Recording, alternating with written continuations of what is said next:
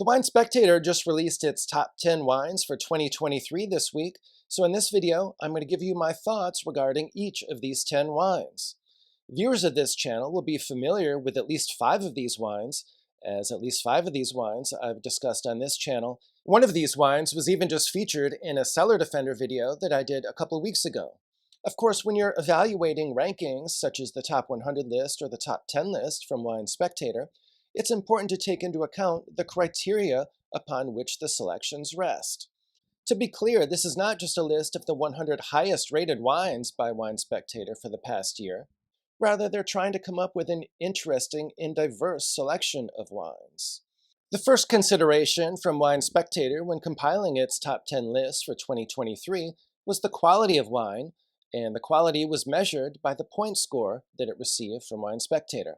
The second criteria was value, which took into account the price of the wine, and they also relied on availability of the wine, as well as something that they called the X factor, which is the backstory behind the wine. And interestingly, for at least one of these picks, I think that they relied quite heavily on the backstory to include the wine in their top 10. Coming in at number 10 is the Greywacke Sauvignon Blanc, which is from Marlborough, New Zealand. This wine received an impressive 95-point score and sells for right around $23 per bottle. This wine is not your typical Sauvignon Blanc from Marlborough, New Zealand, as this producer emphasizes ripeness and avoids some of the green and underripe characteristics you can get in a number of these Sauvignon Blancs. In addition, they add a little bit of complexity to this wine. Whereas many Sauvignon Blancs from New Zealand are fermented with commercial yeast in stainless steel, this particular wine also includes a component of juice that was fermented with natural yeast in old oak barrels. So then all that juice is combined together, and it adds a little bit more complexity compared to what you'd typically expect in a grocery store version of Marlborough, New Zealand Sauvignon Blanc. This is a wine that you should drink now, and you won't have any trouble tracking it down, as a whopping 10,000 cases of it were imported into the United States alone. Next up is a Willamette Valley, Oregon Pinot Noir that comes from a French wine producer. And no, I'm not talking about Domaine Druhan. Rather, this one comes from Louis Jadot. This is the Resonance Pinot Noir from 2021, and it's a Willamette Valley appellation blend. Certainly 2020 was a disastrous vintage in Willamette Valley. Fortunately, however, both 2021 and 2019 were quite strong. So this is a wine that was made in quite high quantities with more than 10,000 cases produced, and it certainly offers compelling value at this price point. I've oftentimes recommended Willamette Valley Pinot Noir as well as Willamette Valley Chardonnay on this channel, and this one is certainly well worth trying. Next up is the 2020 Pichon Baronne. Pichon Baronne is a top Bordeaux producer. In fact, it was a second growth in the 1855 classification of Bordeaux. It's located in Pauillac. This 2020 vintage was well received, not just by Wine Spectator, which gave it a 97, but also by many other top critics. And in fact, scores for this wine range from 96 to around 99 or so. So there's a number of critics who also rated it even more highly than Wine Spectator. This is a wine that retails for around $165 per bottle or so. It's around 75% Cabernet Sauvignon and 25% Merlot. It's definitely one that will benefit from some additional bottle aging, so I would probably leave it alone until 2030 or so, and it certainly has a long life ahead of it even after that. Next up in the Wine Spectator Top 10 Wines for 2023 is a wine that I just featured prominently in my Cellar Defender video a couple weeks ago, namely the Antinori Chianti Classico Riserva from the Tignanello Vineyard. This is the 2020 vintage, and it was given a 95-point score by Wine Spectator, and it sells for a very reasonable $50 per bottle. This compares very favorably to the Tignanello, which sells for about 3 times that price. A couple weeks ago, I mentioned that you could find this wine for as little as $40 per bottle if you shop around. Hopefully you did that a few weeks ago, as now that these rankings were released, the price will probably head north, and you'll probably need to pay full price, $50 per bottle, or perhaps even a little bit more to track this one down. This is a wine that's made with the fruit from the Tignanello vineyard that does not go into the Tignanello bottling. It's dominant in Sangiovese, but it also includes a little bit of Cabernet Sauvignon and Merlot. It's one that will definitely benefit from a couple more years of bottle age, and you can definitely enjoy it over the next 12 to 15 years or so with no problem at all. The next wine in the Wine Spectator Top 10 Wines for 2023 is the Dunn Vineyards Napa Valley Cabernet Sauvignon from Howell Mountain.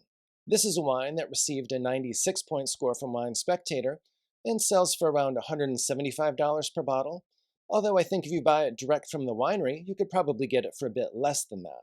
Despite the fact that this wine was just released last month, I told viewers about this wine way back in February of 2023, following a visit to Dunn when I was able to get an early sample of this wine.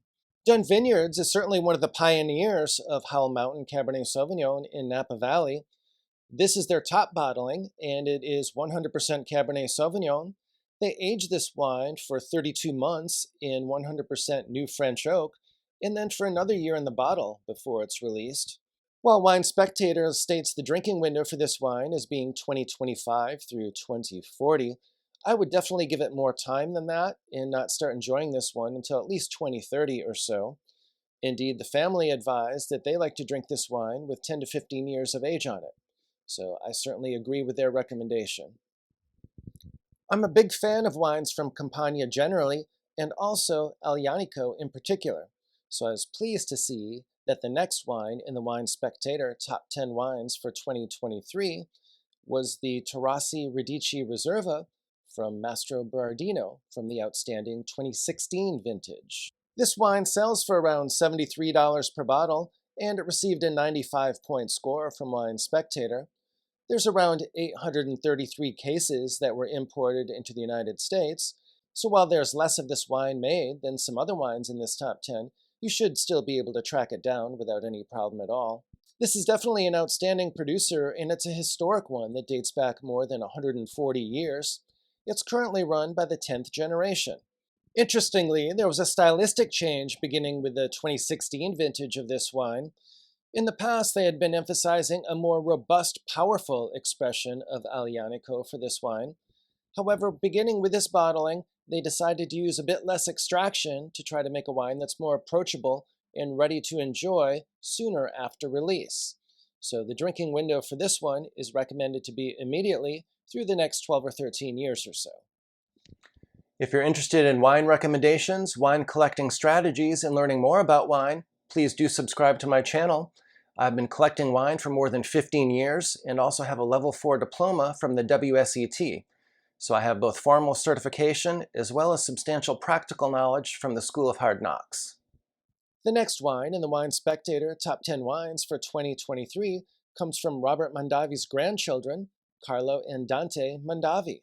I'm talking about the 2021 Raen Sonoma Coast Pinot Noir Royal St. Robert Cuvee. This wine received an impressive 95-point score and sells for around $70 per bottle. There are a little more than 2,000 cases made for this wine. It's a wine that you can enjoy immediately, but it will certainly last for a decade or more as well. Those who appreciate Pinot Noir from cool climates will definitely want to try this one, as it comes from one of the coolest areas in Sonoma Coast, very close to the Pacific Ocean. As such, it has lots of marine influence. I also like the fact that they use native yeast for the fermentation and that they're liberally using whole cluster fermentation. The next wine in the Wine Spectator Top 10 Wines for 2023 is the 2020 vintage of Château Lynch-Bages. Of course, Lynch-Bages is a fifth growth Bordeaux producer from the Pauillac appellation. I recently did a comprehensive video on fifth growth Bordeaux and included an extensive discussion of Lynch-Bages. So I'm not going to belabor the discussion of Lynch-Bages in this video, except to say that in the most recent video I did, I mentioned that it was the 2019 vintage of Lynch-Bages that was perhaps the greatest vintage that they've ever produced. So if you're thinking of purchasing the 2020 Lynch-Bages, definitely be sure to give the 2019 some consideration as well. But back to the task at hand, the 2020 vintage of Lynch-Bages sells for around $137 a bottle. They made about 20,000 cases of it, and it received a 96-point score from Wine Spectator. Top vintages of Lynch-Bages will age for decades without any difficulty whatsoever. I recently enjoyed the 1961 and 1982 vintages, which were still showing well and had plenty of life left, as did the 1989 and 1990. So this is another instance where I disagree with the drinking window provided by Wine Spectator. Specifically, they recommend drinking it between 2026 and 2040.